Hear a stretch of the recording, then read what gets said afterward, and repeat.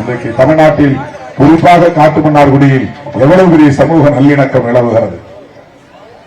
ஆனால் எம்.ஆர்.கே. பன்னீர்செல்வம் அவர்களும் திருமாவளவனும் ஒரே மேடையில் நிற்கிறோம், ஒரே வண்டியில் பயணிக்கிறோம்.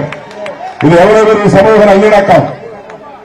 ஒரு 50 வருஷத்துக்கு முன்னாடி 40 வருஷத்துக்கு முன்னாடி அமைச்சருடைய அப்பா முட்டம் கிருஷ்ணமூர்த்தி, எம்.ஆர். கிருஷ்ணமூர்த்தி ஒருவரம் பெருமாள் எதிரும் பெருமான அரசியல் செய்தார்களா இல்லையா?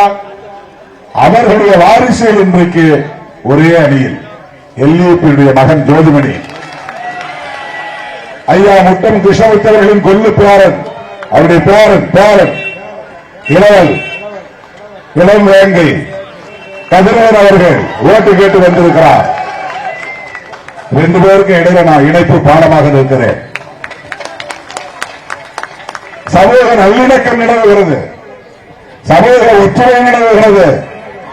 இந்த சமூக நல்லிணக்கத்தை ஏற்படுத்தியதில் திருமாவளவனுக்கு ஒரு பங்கு உண்டு. இந்த நல்லிணக்கத்தை தான் நாம் விரும்புகிறோம். வன்னியர்கள் நமக்கு பகைகள் இல்லை. பாமகவுக்கு எதிரான அவதூறுகளை பரப்பியதால் அவர்களோடு நமக்கு முரண்பாடு அவ்வளவுதான். வன்னிய சமூகத்திற்கு இடஒதுக்கீடு, வருமான வரம்பு இவையெல்லாம் வேண்டும் என்று பாராளுமன்றத்தில் குரல் எழுப்பியவன் திருமாவளவன். எந்த சமூகத்திற்கு நாம் எதிரானவர்கள் இல்லை. தோழர்களே, அப்படிப்பட்ட சமூக நல்லிணக்கத்தை சிதைக்கிற கும்பல் தான் அதிமுக, பாஜக, பாமக கூட்டணி.